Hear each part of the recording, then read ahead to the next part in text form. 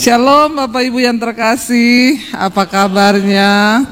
Luar biasa karena kita punya Tuhan yang luar biasa. Iya, tadi pagi ya saya sudah menyampaikan firman Tuhan yang saya yakin itu adalah pesan bagi gereja di tempat ini, bagi saya juga dan bagi setiap yang mendengar, bahwa ya di dalam 2 Timotius Tuhan berkata, dalam satu rumah itu banyak perabot, ada perabot yang mulia, ada yang kurang mulia.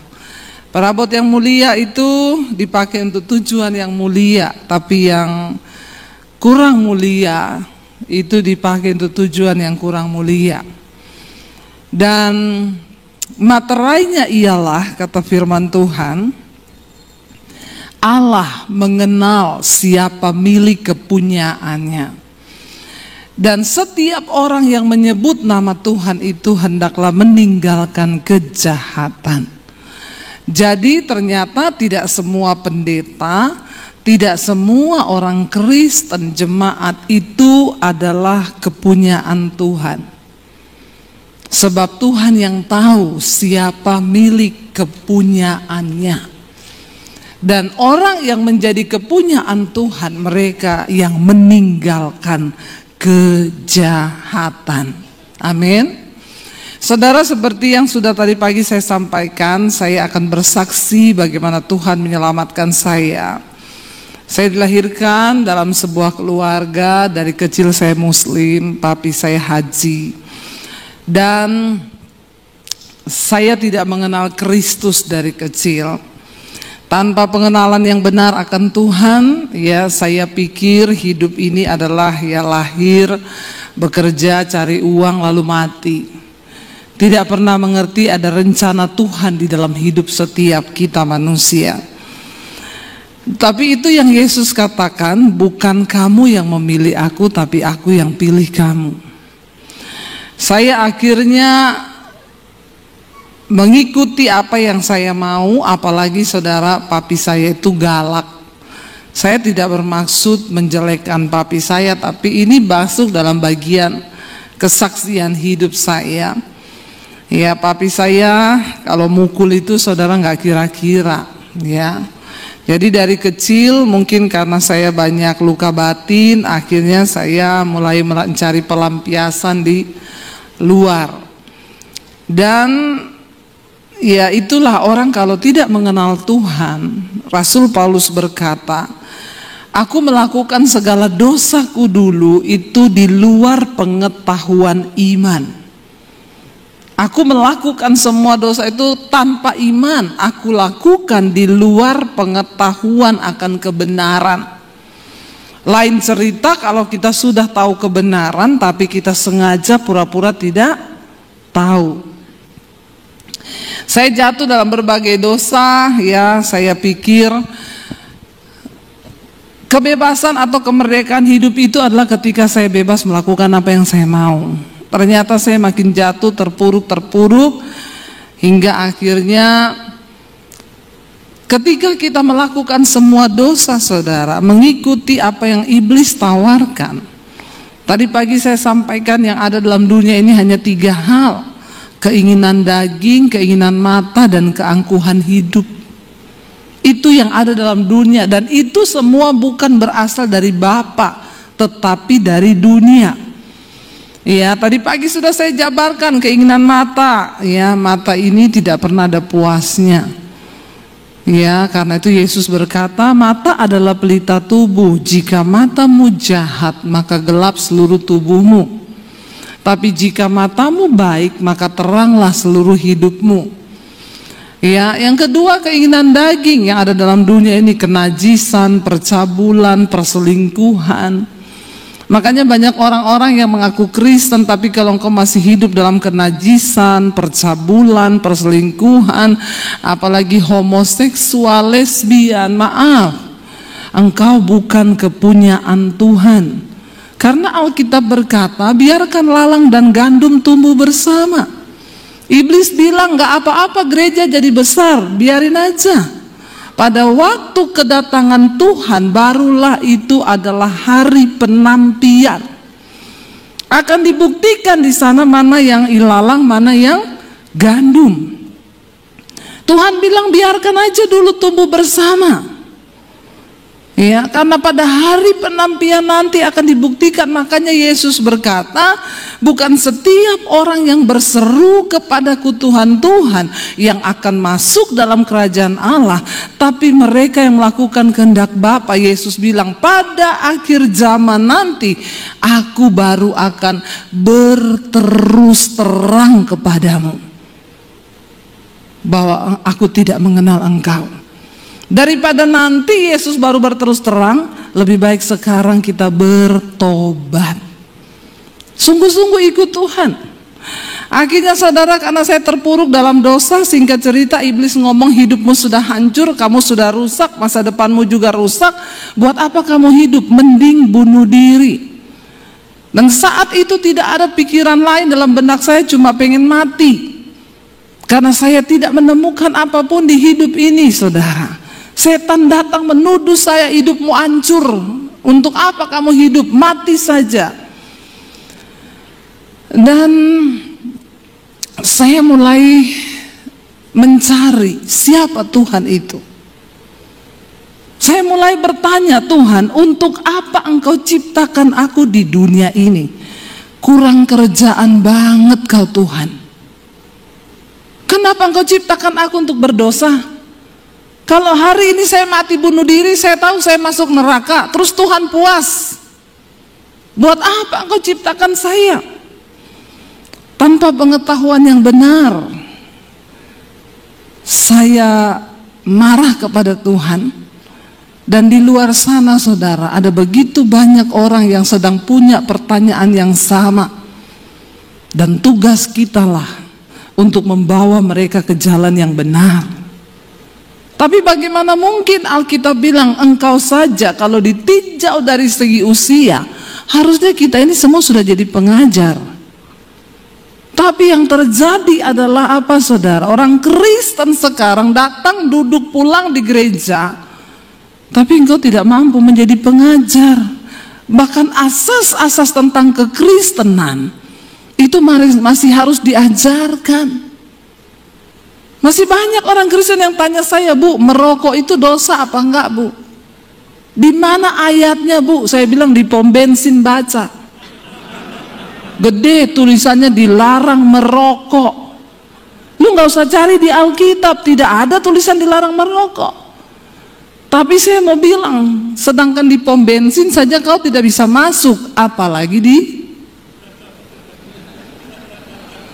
amin yang merokok. Tidak usah angkat tangan. Saya khotbah begini di Jakarta saudara, di satu mall. Tiba-tiba waktu pulang saya dikejar orang Ambon. Di mall, orang Ambon sangar saudara. Seng makan mati, makan seng juga mati.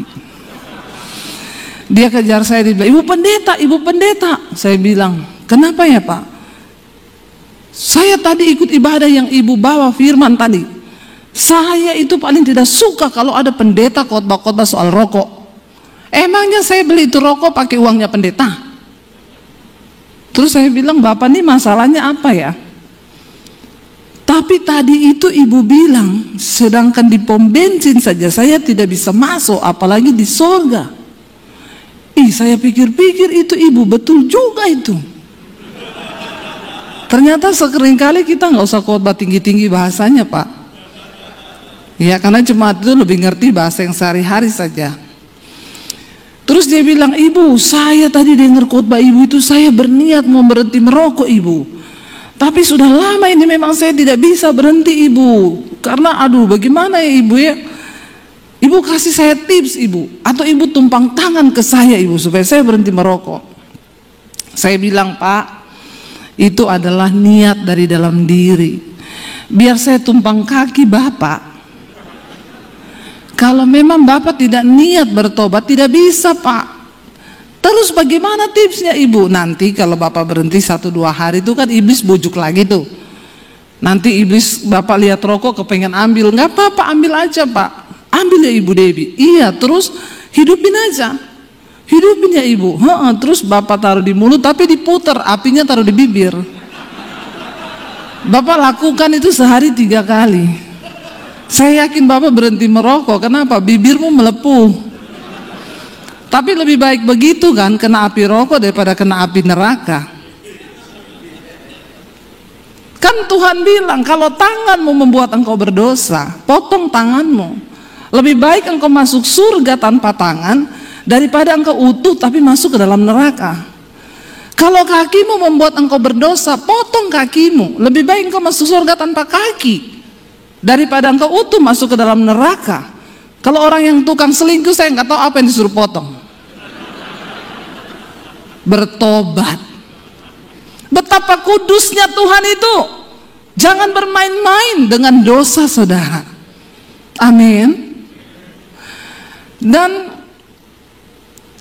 makanya kita ini kalau nggak berubah-berubah saudara, ya saya selalu berkata, setan itu tidak pernah takut dengan gereja yang penuh. Jangan bangga dulu kalau gereja penuh. Ya, buat tim PPW harus banyak berdoa supaya penyembahanmu itu naik menjadi dupa, bukan gaya-gayaan. Kita penyembahan nggak ada hadirat Tuhan buat apa? Apalagi kalau tim PPW-nya masih hidup dalam dosa. Ya, saudara, apa yang membuat gereja berbeda dengan Holy Wings? Loh bener, kita kalau cuma di gereja mau lompat-lompat saudara, setan gak pernah takut engkau lompat-lompat di gereja. Saya kadang kalau lihat di gereja itu orang udah kayak kesetanan, gak ada bedanya sama Holy Wings saudara.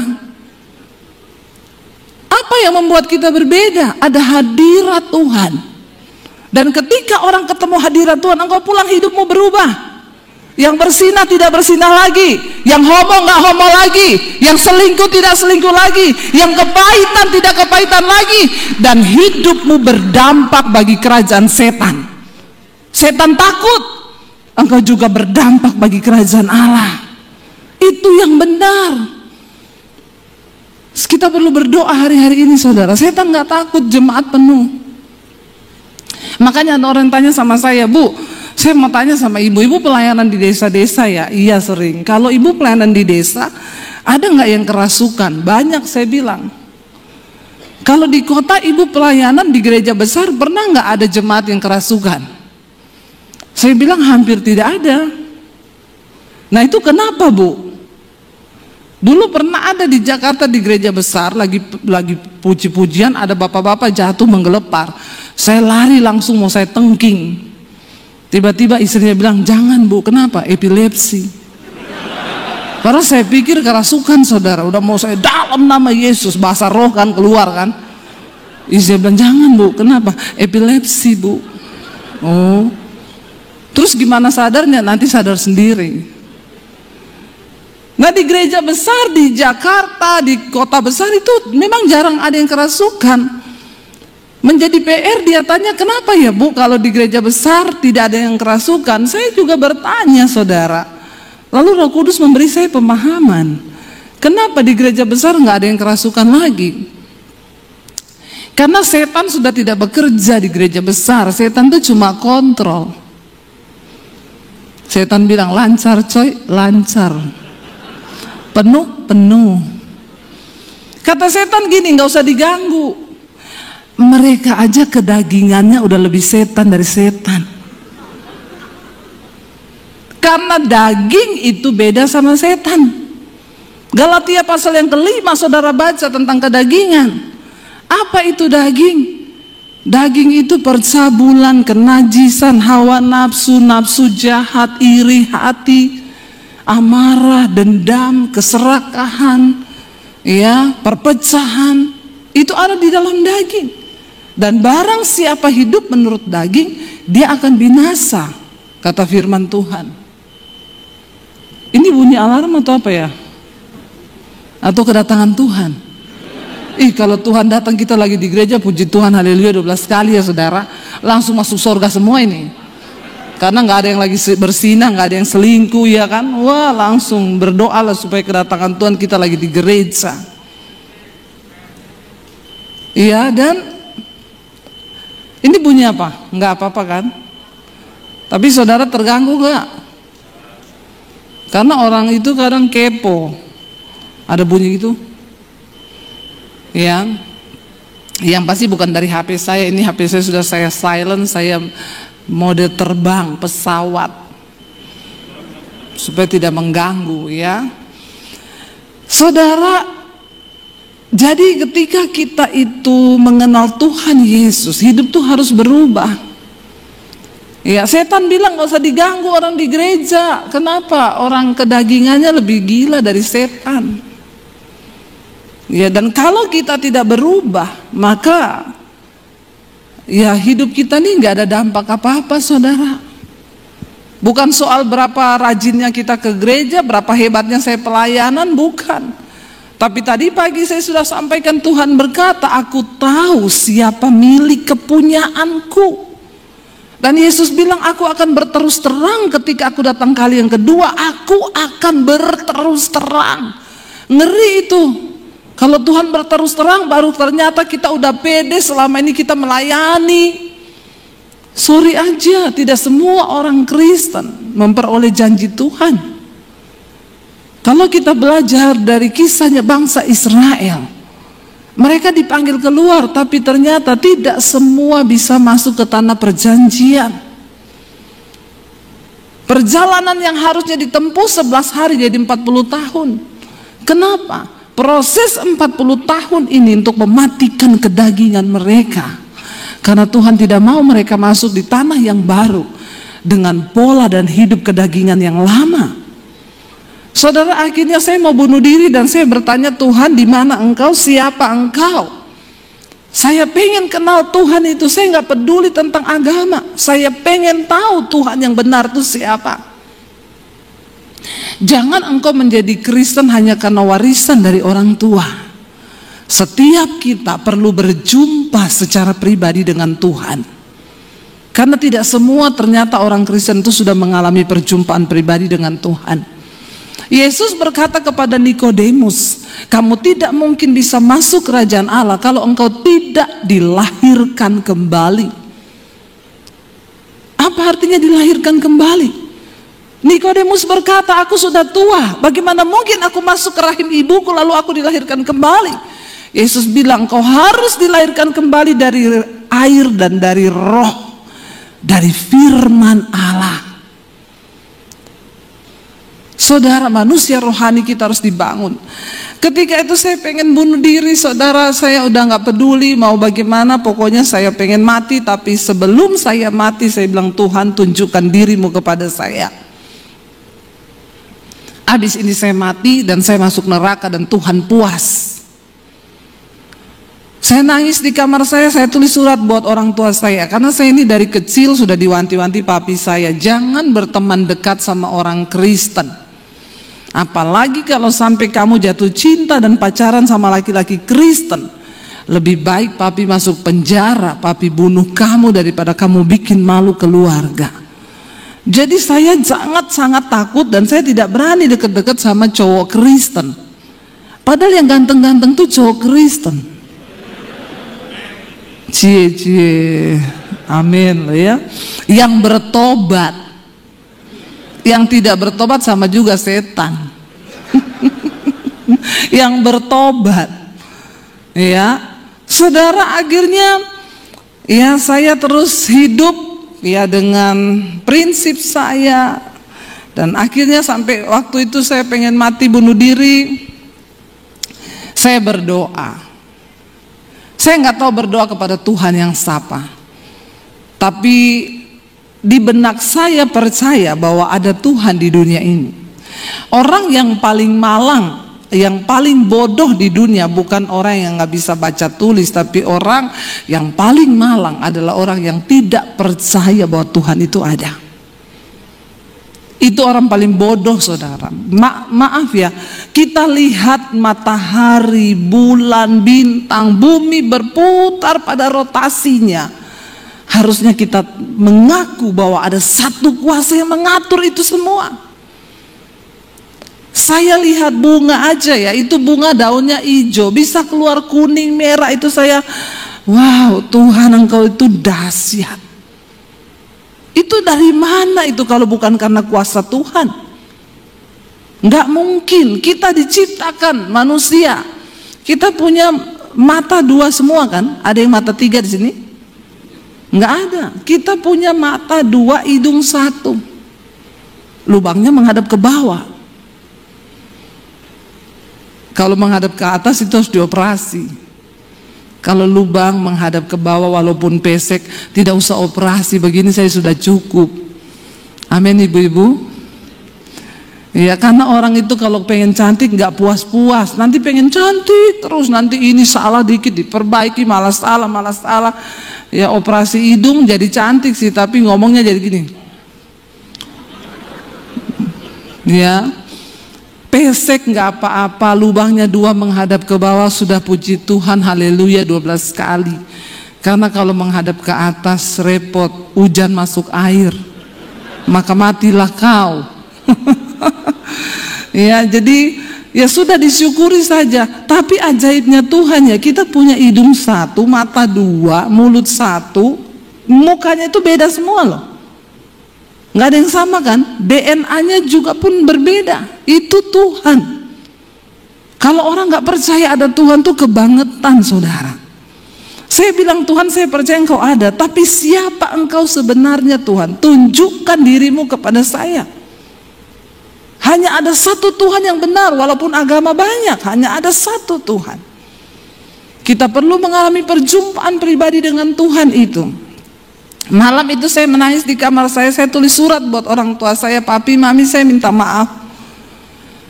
Selama ini saya jadi anak yang tidak pernah nurut, saya memberontak sama orang tua. Ada begitu banyak pergumulan yang saya tidak bisa cerita bahkan kepada kalian. Tapi satu hal yang saya tahu, saya ini hidup cuma sial, bikin masalah, dan tidak ada satu orang pun yang sayang kepada saya. Jadi malam ini keputusan yang saya ambil. Saya mau bunuh diri. Saudara, malam itu ketika saya menangis di kamar saya, tiba-tiba saya dijamah satu kuasa. Tadinya saya marah karena saya menuduh Tuhan jahat, keluarga saya jahat, semua jahat. Tapi tiba-tiba saya dijamah kuasa itu, saya menangis, saudara, kayak film diputerin semua dosa saya.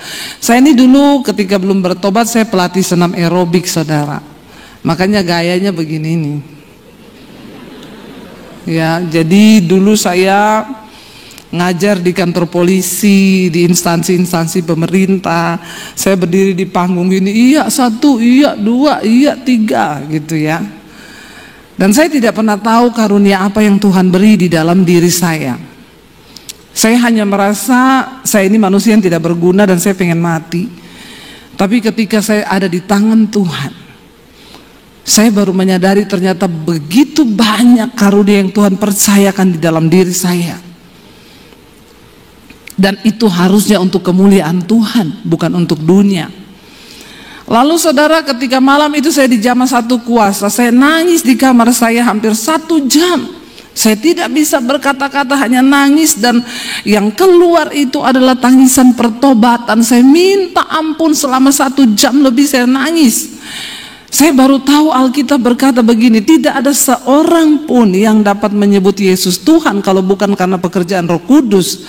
Dan ketika Roh Kudus turun atas seseorang, maka Roh Kudus akan menginsyafkan orang itu yang pertama akan dosa, kebenaran, dan penghakiman. Saya dijamah Roh Kudus malam itu, saya nangis, saudara. Tiba-tiba di dalam tangisan saya itu, saya menyebut Yesus. Terus mulut saya tidak bisa berhenti. Yesus, Yesus, Yesus. Dan itu pekerjaan Roh Kudus. Setelah hari itu saya rasa apa? Ada kelegaan baru di hati saya. Ada sesuatu yang baru. Saya nggak ada pikiran lagi mati bunuh diri. Yang ada di benak saya cuma apa? Aku pengen kenal siapa Yesus itu. Saya datang ke gereja pakai baju senam. Dari rumah saya minta izin pakai baju senam, sampai di gereja saya ke toilet ganti baju, saya ikut ibadah. Saya ketemu orang gereja, saya bilang saya bukan orang Kristen, tapi saya pengen tahu siapa Tuhan Yesus itu. Oh iya Bu, nanti setelah ibadah kita ketemu ya. Saya dikasih Alkitab. Saya pulang, saya baca Alkitab, saudara. Saya baca Alkitab itu 1 hari 6 sampai 7 jam. Dan saya baca di dalam kamar mandi. Kenapa? Saya takut ketahuan. Kalau sudah selesai baca, saya gulung pakai baju-baju selimut, saya simpan di bawah kolong, di lemari. Tiap hari saya pindahkan tempat simpannya. Karena papi saya punya pedang panjang 1,5 meter di bawah kolong tempat tidur. Dia punya pistol di lemari. Jadi tiap hari iblis mengintimidasi saya, kalau ketahuan kamu ditembak kepalamu, mati kamu. Tapi memang benar Alkitab berkata iman itu bertumbuh di dalam aniaya dan pembacaan firman Tuhan. Saudara mau bertumbuh dalam iman? Mau dianiaya? Langsung gak ada yang mau. Dianiaya itu bukan cuma mau dibunuh. Ketika engkau difitnah, engkau gak balas, itu dianiaya. Ketika engkau disakiti tapi engkau tidak balas, itu engkau dianiaya karena kebenaran. Lalu saudara, saya tiap hari baca, nggak ada yang bisa tuntun saya karena saya juga sembunyi-sembunyi. Dan waktu hari-hari saya itu kan belum ada YouTube tahun 95. Nah, saudara sekarang enak mau belajar, kebangetan banget kalau orang Kristen hari ini tidak bertumbuh. Saudara mau cari apa aja sekarang, pengajaran itu begitu terbuka lebar. Saya dulu nggak ada, benar-benar Roh Kudus sendiri yang menerjemahkan setiap firman. Karena saya baca dengan ketakutan, tapi itu firman yang saya baca seperti hidup dan menjadi rema. Nggak ada yang saya nggak ngerti. Saya baca Alkitab tuh kayak terbuka semuanya. Saya catat apa yang saya temukan dari ayat demi ayat. Sampai akhirnya saya mulai berubah, saudara. Yang tadinya saya pulang jam 2 malam, dipukulin papi saya. Besok saya pulang jam 3. Saya panjat tiang antena break-break itu di samping rumah. Ya, besoknya saya pulang jam 3, saya panjat, enggak bisa naik, licin, disiram oli. Itu sampai begitu. Sampai saya yakin orang tua saya juga udah nggak bisa atur saya. Dosa demi dosa saya coba semuanya, saudara. Tapi ternyata tidak membawa kebahagiaan. Jadi kalau hari ini ada di antara saudara yang masih mau coba-coba dosa dan baru mau belajar berdosa, kasihan deh lo. Nggak ada, dosa akan mencabut damai sejahteramu. Nggak ada orang hidup bahagia karena dosa. Ujungnya engkau mau bunuh diri, pasti. Jangan simpen dosamu. Berbahagialah orang yang mengakui dosanya dan meninggalkannya, maka dia akan berbahagia, kata firman Tuhan. Lalu saudara, saya mulai mengalami perubahan. Setiap firman yang saya baca dalam perjanjian baru itu masuk dan mengubahkan saya. Tadinya saya orang yang paling malas di rumah. Saya berubah menjadi orang yang paling rajin. Tadinya saya suka keluar tengah malam. Tapi sejak saya mengenal Yesus, seperti yang Rasul Paulus bilang, apa yang dulu merupakan keuntungan bagiku, sekarang kuanggap rugi karena pengenalan akan Yesus Kristus Tuhanku itu lebih berguna daripada segala-galanya. Malahan segala sesuatu aku anggap rugi karena Kristus. Itu benar-benar saya alami. Tidak ada kata lain selain tiap hari saya cuma pengen baca Alkitab, mempraktekkan firman Tuhan. Tadinya saya kalau berantem dengan adik saya yang laki-laki, adik saya itu badannya tatoan, saudara. Kalau berantem, dia mau pukul saya, saudara. Dulu kalau saya belum bertobat, saya ambil sepatu di depan saya lempar ke mukanya dia. Tapi ketika saya mengenal Tuhan Yesus, Tuhan bilang, firman Tuhan bilang, jangan kalah dengan kejahatan, tapi kalahkan kejahatan dengan kebaikan. Mempraktikkan itu susah, tapi saya harus berubah. Saya mulai berubah dalam segala hal. Dari cara berkata dulu, kata-kata kotor, ya, semua berubah. Sampai cara berpakaian, semua berubah. Dulu makin seksi, makin bangga. Ketika terima Yesus, makin seksi, makin malu. Kalau ada orang Kristen yang masih suka pakai baju seksi apalagi ke gereja, apalagi udah ibu-ibu pakai rok mini duduk di depan pangku kaki. Makanya kadang pendeta cowok lagi khotbah tiba-tiba dia lagi bergumul itu. Pasti ada sesuatu yang dia lihat di situ. Jadi tolong ibu-ibu tahu diri, ke gereja itu jangan pakai baju yang belum jadi. Amin. Sobek sini, di sini sobek sampai sini, kelihatannya panjang sobekannya sampai sini. Makanya kata kuntilanak begini, saya sama orang Kristen lebih kudus sayang. Baju saya panjang sampai ke bawah, bolongannya satu tok di belakang. Orang Kristen zaman now udah bajunya pendek, bolong di mana-mana. Jadi kata kuntilanak, yang setan Eke apa ye? Makanya kuntilanak sekarang sudah tidak menampakkan diri, udah kalah pamor sama orang Kristen. Hello, iya bertobat loh saudara. Lalu saya berubah saudara, ketika akhirnya kakak saya yang paling tua ngomong begini sama saya satu kali, Dep, saya tahu loh kamu sekarang jadi Kristen, kamu ke gereja kan? Saya kaget. Kamu berhenti atau saya kasih tahu papi? Kalau sampai saya kasih tahu papi, kamu tahu, kamu bisa mati loh, dibunuh. Wah, saya tambah takut saudara.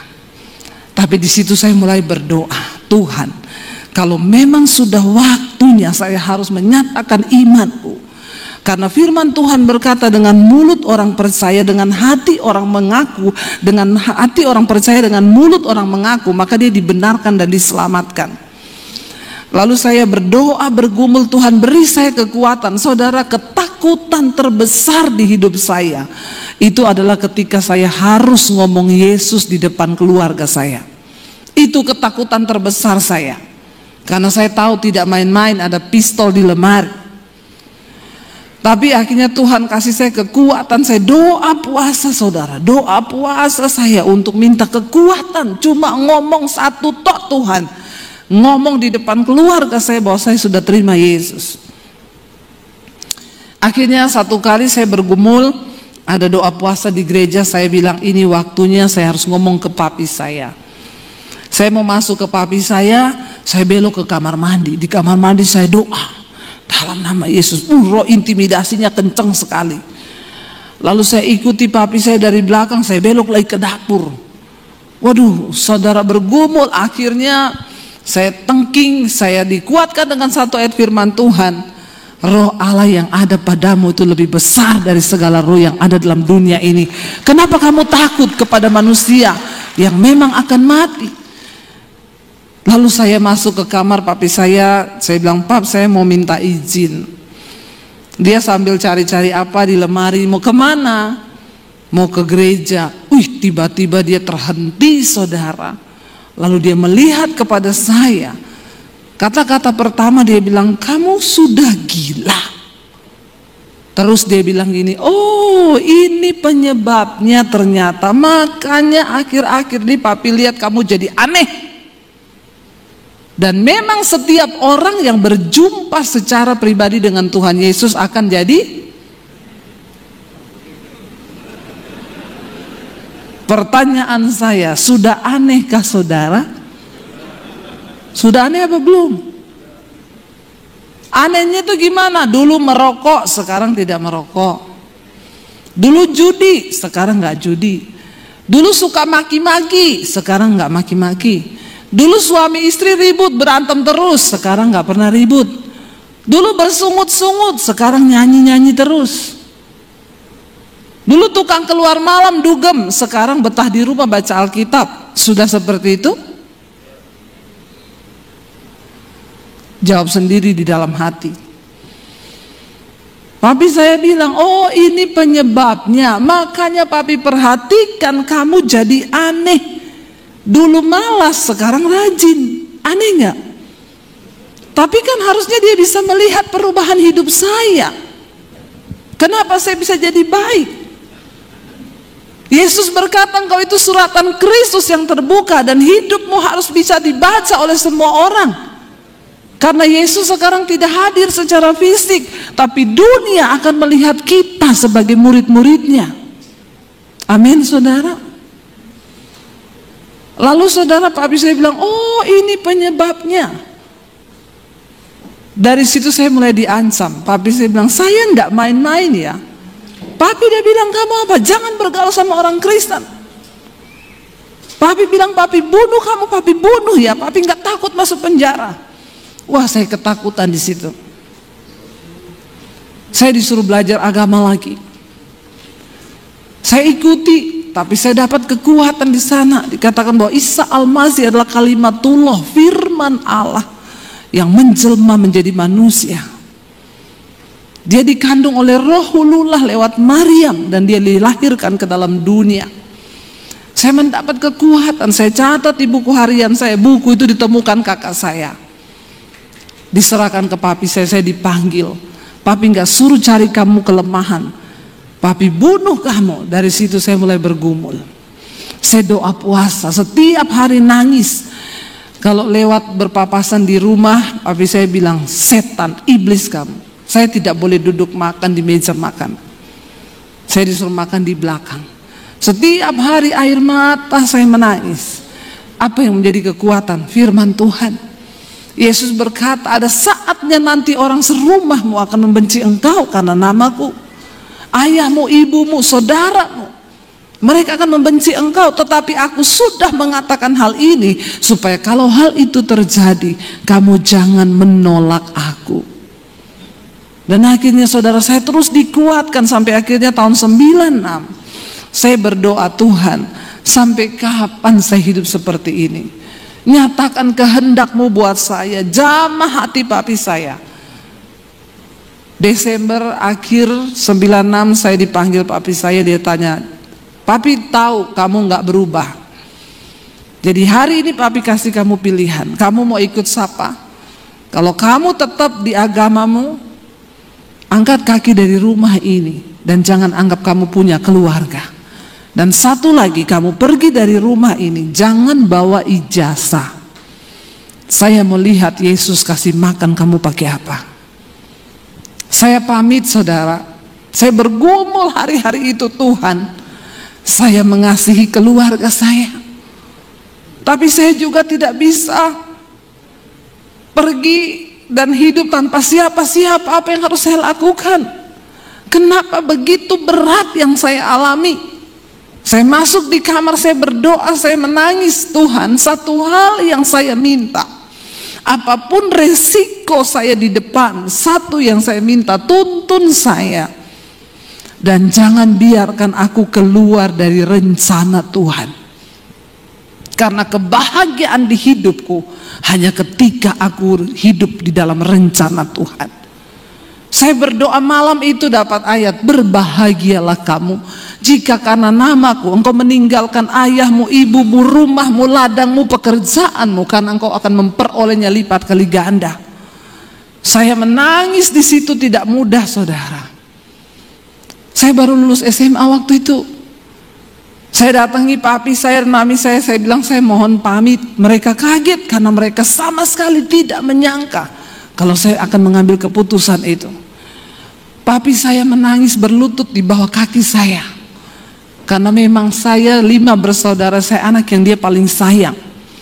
Dia bilang, Debbie, papi merendahkan diri di kakimu. Tolong kembali ke agamamu. Saya peluk papi saya. Saya bilang, Pap, saya sayang sama papi. Tapi saya tidak bisa suruh menyangkal Tuhan Yesus. Karena saya merasa Tuhan merubah hidup saya. Tapi saya sayang sama papi. Kalau kamu sayang, kenapa kamu lakukan ini? Kamu ngomong apa yang harus papi lakukan supaya kamu kembali.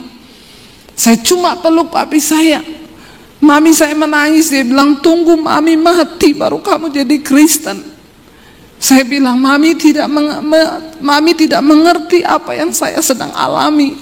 Saya juga tidak mau meninggalkan keluarga seperti ini. Tapi ini keputusan saya, Mam. Nanti kamu mau makan apa? Kamu mau tinggal di mana? Saya cuma bilang, saya ikut Tuhan yang bertanggung jawab. Dari kota Poso, saya tinggalkan keluarga, cuma bawa beberapa pakaian. Saya menuju ke kota Palu. 7 jam perjalanan. Sampai di kota Palu, saya cari sepupu saya. Mereka ngontrak satu rumah anak-anak kos begitu. Saya numpang di situ. Dan untuk bisa dapat makan, kalau anak kos sudah berangkat kuliah, saya cuci baju anak-anak kos, saya nyapu, saya nyetrika, saya masak. Kadang saya lagi cuci pakaian, iblis datang ngomong, goblok, ikut Yesus jadi pembantu. Pulang ke keluargamu, tinggalkan Yesusmu itu, ngapain kamu menderita? Tapi saya baca Alkitab, Tuhan bilang, berbahagia jika engkau menderita karena kebenaran, karena roh kemuliaan itu ada padamu, dan engkau dipanggil bukan hanya untuk percaya kepada Kristus, tapi untuk menderita bagi Dia. Karena jika engkau menderita karena kebenaran, itu adalah kasih karunia kepada Allah. Saya jalani proses itu 1 tahun di kota Palu. Saya pernah merasakan hidup tanpa uang 1 sen pun. Saya pernah merasakan hidup tanpa ada 1 orang pun yang bisa saya jadikan sandaran untuk hidup saya. Tapi saya bilang, Tuhan, engkau sudah mengubah hidupku dan itu cukup. Akhirnya saya masuk sekolah Alkitab di Makassar. Itu yang tanpa gelar karena saya tidak punya ijazah. Dan saya diutus pelayanan ke Solo. Dan di Solo saya berjumpa dengan Arjuno dari kota Solo. Laki-laki terganteng di Solo. Dan kami menikah. Waktu saya menikah, saya telepon papi saya. Saya bilang, Pap, ini Debbie, saya mau minta doa restu. Debbie siapa? Debbie Basir, anaknya papi. Dulu saya pernah punya anak nama Debbie, tapi dia sudah mati. Jadi kamu mau nikah atau mau dikubur, jangan pernah kabari ke sini lagi, karena sampai di akhirat kita tidak ketemu. Saya cuma meneteskan air mata. Dan akhirnya saya menikah dengan suami saya. Dan saya diproses Tuhan berakar ke dalam, terus berakar. Tidak ada yang melihat, saudara. Enggak ada 1 orang pun yang melihat ketika kita sedang diproses berakar. Tidak ada yang tahu. Tapi itu yang terbaik. Karena bangunan kekristenan itu kuat atau tidaknya, itu tergantung dari akar kita. Kenapa pohon korma itu menjadi pohon yang menjadi perumpamaan di Alkitab? Karena korma itu kalau ditanam, dia nggak langsung bertunas ke atas. Ditekan pakai batu besar, dia akarnya ke dalam mencari air di padang gurun. Membutuhkan waktu yang lama, tidak langsung ke atas. Tapi orang Kristen zaman sekarang pengennya cepat, langsung ke atas. Kenapa kita perlu berakar di dalam Kristus? Supaya bangunan kekristenanmu itu teguh. Saya pernah melewati yang sepahit itu. Karena itu tidak ada satupun yang bisa lagi membuat saya jauh dari Tuhan. Saya baru mengerti Rasul Paulus berkata, tidak ada satupun yang bisa pisahkan aku dari kasih Kristus. Apakah itu kelaparan, ketelanjangan, ataupun aniaya, tidak ada satupun. Karena aku sudah mengalami Kristus. Kenapa kita perlu punya pengalaman pribadi berjumpa dengan Yesus? Supaya engkau kuat menjalani hidup kekristenan. Karena ikut Yesus itu tidak enak. Nggak enak ikut Yesus itu. Siapa yang bilang ikut Yesus itu enak, saudara? Kalau engkau berkata enak, berarti engkau belum sungguh-sungguh melakukan firman.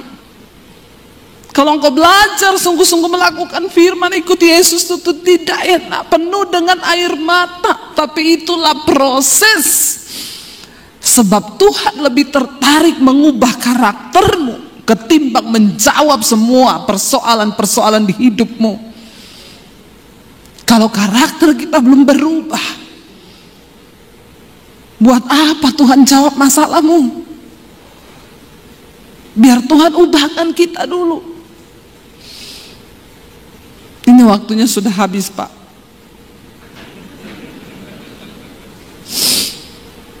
Kita tambah sebentar ya, Pak ya.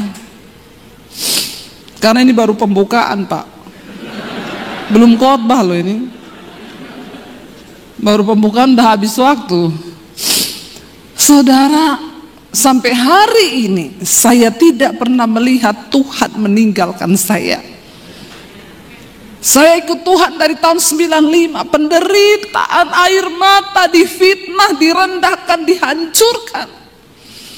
Tapi saya tahu itu adalah proses berakar yang sedang Tuhan izinkan supaya bangunan iman saya itu kokoh. Jadi sekarang kalau cuma saya difitnah, kecil, udah nggak ada yang bisa merampas damai sejahtera saya. Saya pernah melewati yang lebih berat daripada itu. Ketika saya difitnah, ketika direndahkan, terima kasih Tuhan, aku berbuat satu lagi kasih karunia buat engkau. Saudara, waktu engkau diproses, bersyukur loh. Karena tidak semua orang diproses karena kebenaran. Kalau engkau dipenjara karena engkau berbuat dosa, itu memang seperti itu. Tapi kalau engkau dihina, difitnah, disalahkan padahal engkau tidak salah, itu adalah kasih karunia kepada Tuhan. Alkitab bilang bersyukur. Ubah cara pandang kita hari-hari ini. Biar engkau berani berkata, ini aku Tuhan, ubah aku, bentuk aku, sekalipun itu sakit. Kenapa saudara? Karena kita sedang mempertaruhkan nilai kekekalan di dalam hidup ini. Dan sekarang waktunya kita memperjuangkan itu. Bukan nanti sudah mati. Karena itu Rasul Paulus bisa berkata, bagiku hidup adalah Kristus, mati itu sebuah keuntungan. Orang yang sudah sungguh-sungguh ikut Yesus, dia berkata, mati itu keuntungan. Jadi saudara tidak usah terlalu takut mati. Amin. Enggak usah terlalu takut mati. Itu pesan saya di dalam masa pandemi yang selalu saya sampaikan lewat khotbah-khotbah saya di doa malam.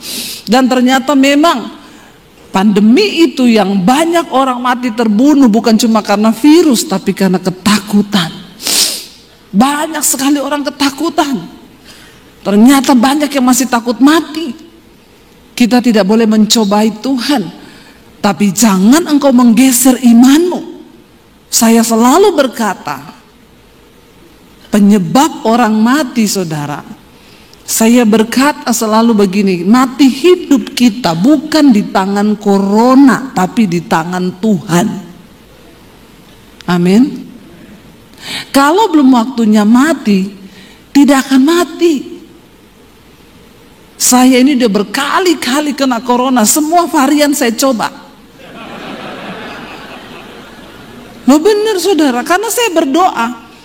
Hari-hari itu semua ketakutan, semua bersembunyi. Ketika lockdown pertama kali dibuka di Jakarta, mereka bilang, ibu, kami sudah masuk kantor bu, tidak ada pendeta yang berani khotbah di kantor. Ibu mau datang nggak? Teman-teman saya pendeta bilang, Bu Debi hati-hati, pendeta banyak sekali yang mati. Saya bilang, saya doa dulu tanya Tuhan ya. Itu kan alasan yang paling bijak dari pendeta. Biar dibilang rohani kan. Saya doa, saya tanya Tuhan, saya besok itu pelayanan di kantor nih, semua pendeta takut sembunyi. Saya berangkat atau tidak? Tuhan cuma jawab gini, tidak tahu diri kau. Di saat orang semua lagi ketakutan, harusnya engkau pergi untuk memberitakan Injil kabar baik itu. Tidak perlu takut. Kenapa kau bersembunyi? Saya telepon orangnya, besok saya datang. Itu pertama kali lockdown buka, Tuhan bilang itu mereka bekerja dari jam 8 pagi sampai jam 5 sore masuk kantor demi sesuap nasi. Tapi kamu yang hamba Tuhan bersembunyi. Saya datang, saudara. Dan saya berdoa saat itu, Tuhan, kalau Tuhan mau izinkan saya kena, tidak apa-apa, untuk saya bisa bersaksi. Supaya jemaat ini jangan berpikir dia itu mati karena corona. Tidak usah tunggu kena corona, kalau mau waktunya mati lagi tidur pun bisa. Bilang kanan kirimu, hati-hati.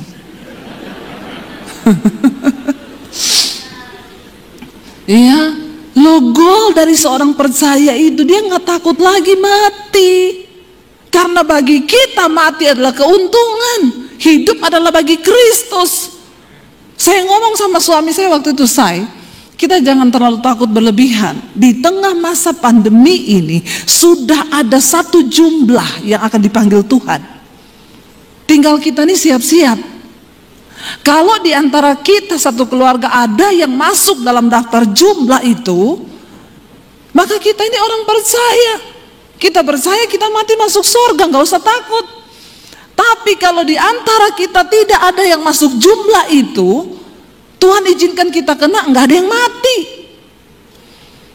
Saya yang pertama kena, yang Delta itu saya kena dengan suami terjangkit dari ipar saya di Solo. Dia umur 48 tahun meninggal kena Delta.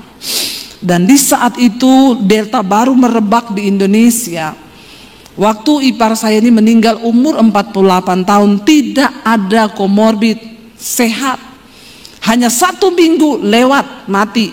Ketika dia meninggal, saya pas lagi ada di Solo. Kita semua bilang nggak usah ke rumahnya. Dia langsung dari rumah sakit dikuburkan ke pemakaman. Tapi anak istrinya semua di rumah itu positif kena Delta. Kita dapat telepon, kakak ipar saya itu nangis guling-guling di jalan. Tidak ada satupun tetangga yang berani datang, semua hanya intip lewat horden. Karena saat itu ketakutan begitu luar biasa. Saya bilang sama suami saya, kita nggak bisa begini, kita harus datang ke rumahnya. Kita beri dia kekuatan, kita kasih dia penghiburan. Tuhan tahu bukan niat kita untuk mencobai Tuhan. Suami saya agak takut, dia bilang, saya tunggu di pagar, kau yang masuk. Dalam hati saya, kalau saya kena corona, kan ini virus, satu orang bertobat, seisi rumah diselamatkan kan. Satu orang kejangkit, ini virus Alkitabiah banget kan. Satu orang terjangkit, seisi rumah terjangkit kan. Jadi saya tuh datang, kakaknya peluk saya, menangis, saudara, di sini. Saya doa dalam nama Yesus, dalam nama Yesus. Tapi saya kasih dia kekuatan. Bersyukur suamimu sudah syok, saudara. Umur 48 tahun, tidak sakit apa-apa, cuma seminggu. Di grup itu masih ngomong, saya kena corona, doakan ya. Gini. Besoknya gini, agak sesek, makan mas, makan. Nggak nafsu, harus dipaksa. Hari ketiga masih bercanda. 5 hari, 6 hari sesek, 7 meninggal. Ngeri, kita takut semua. Kami pulang dari Solo sampai di Jakarta, suami saya demam gak bisa makan, muntah-muntah. Kakak ipar saya telepon, cepat PCR, kami satu keluarga di Solo sudah positif. Kita pergi periksa, benar kami berdua positif. Karena anak-anak gak ikut ke Solo. Baru kali itu saya lihat suami saya udah mau mati, saudara. Tidak berdaya, pegang HP aja gak bisa. Tiap berapa menit muntah, gak bisa makan apa-apa. Saya bilang sama suami saya jangan sampai ke rumah sakit ya saya. Jangan sampai sesak napas. Kamu ke rumah sakit mati kau saya. Bukan apa-apa, nggak ada yang urus kan? Nggak ada yang kasih makan, nggak ada yang kasih minum. Bener, ya. Terus saudara, akhirnya saya juga kena itu. Ya, dia nggak bisa makan apa-apa. Saya cuma ingat dia suka tuh pisang. Saya kasih pisang nggak muntah, lumayan bisa makan 1 pisang. Malamnya saya habis mesbah doa, sesak napas saudara saya bunyi gini. Sudah keringetan saya ditambah, dan kita itu waktu itu kena karena intimidasi iblis. Kakak saya nih baru di depan mata bener-bener nih. Bunyi napas saya begitu, setan bilang, malam ini kamu sesek, besok dibawa ke rumah sakit, 3 hari kamu mati. Takut saya, pendeta juga manusia. Punya rasa, punya hati, jangan samakan dengan pisau belati. Saya duduk di studio, saudara, saya sudah ingat siapa teman yang mau saya telepon. Karena banyak yang ngomong, Bu kalau butuh rumah sakit ngomong ya, nanti saya kasih rumah sakit. Lagi saya ingat begitu, Roh Kudus ngomong gini, kenapa kamu mengandalkan manusia? Kamu tuh hamba Tuhan.